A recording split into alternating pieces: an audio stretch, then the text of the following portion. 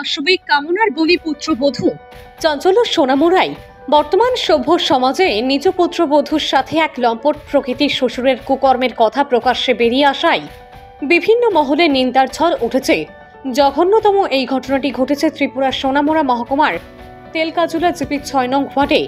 জানা গেছে ওই এলাকায় চলে সরত মখলিজ মিয়া স্ত্রী আনোয়ারা বেগম ও তার ছেলে মাফিজ মিয়া বিশেষ ব্যবসা সংক্রান্ত কাজে বহির্রাজ্যে অবস্থান করছেন। এতে গত কিছুদিন ধরে বাড়িতে থাকা নিজ পুত্রবধূর উপর নজর পড়ে মখলিজ মিয়ার। অবশেষে নিজের পাশবিক লালসা মেটাতে রবিবার সন্ধ্যায় শ্বশুর মখলিজ বাজার থেকে ঠান্ডা পানীয় কিনে এনে তার সাথে নেশা সামগ্রী মিশিয়ে পুত্রবধূকে পান করিয়ে দেন বলে অভিযোগ।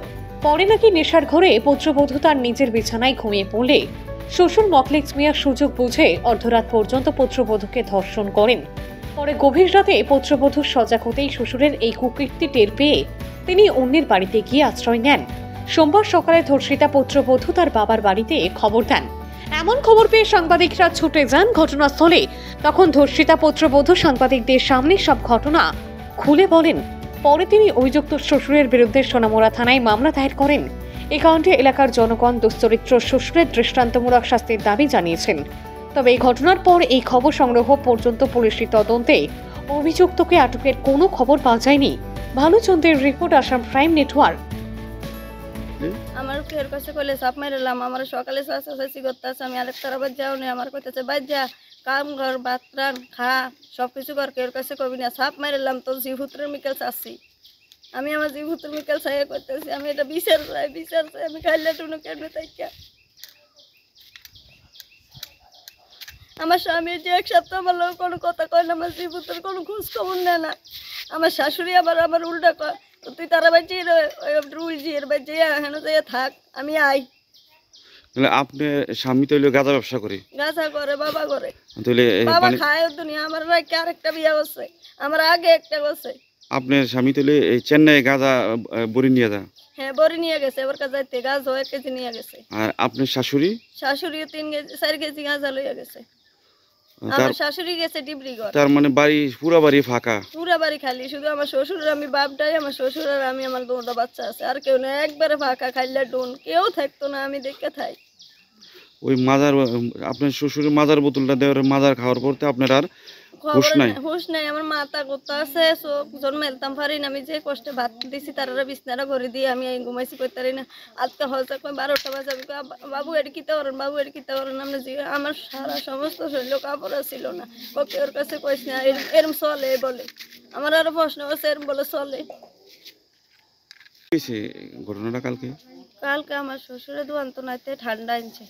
কি নাম তোমার শ্বশুরের? মোরকাস মিয়া। তারপর ঠান্ডাটা খাওয়ার পরে আমার ঘুম ধরে, মাথার ঘুরে, আমি তাড়াতাড়ি ভাত দিয়েছি, আমি যে বিছনা করছি, আবার খাওয়ানোর পরে আমি যে ঘরে থাই এই ঘরে দরজা নাই, পর্দা ভালাই না। আবার রাত্রে 12টা বাজে, আমি আর কইতাম আজকে 12টা বাজে হয়েছে কইয়া দেই, আমার শ্বশুর আমার লোক খারাপ কাজ করতে আছে, আমি এটা বিচার চাই। তো তোমার বাড়িতে আর কেউ নেই? বাড়িতে আর কেউ না, আমার শ্বশুর আরে শাশুড়ি, আমার স্বামী গাঁজা ব্যবসা করে, তার আমার স্বামী আছে চেন্নাই, আমার শাশুড়ি আছে ডিব্রুগড়। তারা কি কাজে গেছে? আমার শাশুড়ি গেছে গাঁজা লইয়ে, গাঁজা ব্যবসা করে 2 নাম্বারই, আর আমার স্বামী করে বাবা আর গাঁজা। কোন জায়গায় লইছে? চেন্নাই গেছে। চেন্নাই গেছে। ফোন আজ 1 সপ্তাহ আমার লোক কোনো যোগাযোগ নাই, আর আমার শ্বশুর আমার লোক এতন কাছে খারাপ কাজ করছে। আমি এই যে পুত্রিলে আমি সবার কাছে। পুরো বাড়ি কি তোমার খালি ছিল কালকে? হ্যাঁ, খালি, আমার 2টা বাচ্চা ঘুমাই গেছে, ছোট মানুষ তো। আচ্ছা, আমি বিচার চাই। তোমার ঠান্ডাটা মাজা আনছে, ছোট মাজা 3টা বোতল আনছে, কইছে একটা তোর লেগে আনছি, 2টা দুজন আনছি, এবার আমরা 3 জনে খাই, আবার পান টান খাইছি, বাটটাত খাই। আমার বউ এটা খাওয়ানোর পরে তোর মাথাটা করতে আছে। বোতলটা যখন তোমার কাছে যখন মাজাটা দিছে, তখন বোতলটা কি যে প্যাকিং করে একটা বোতল খুললে যে একটু শব্দ হয়, এটা কি খোলা ছিল আগে থেকে? না, মাজা কোনো শব্দ টব্দ আছে না, এটা আছে না ভরসা আছে, আর এটা বরফ ফ্রিজে রাখছে দে, বরফ হয়ে গেছে, আমি খাইতে দে আম্মা, এটা কা বরফ, একবার বরফ হয়ে গেছে, চাক্কা হয়ে গেছে, আমি এটা খাইছি।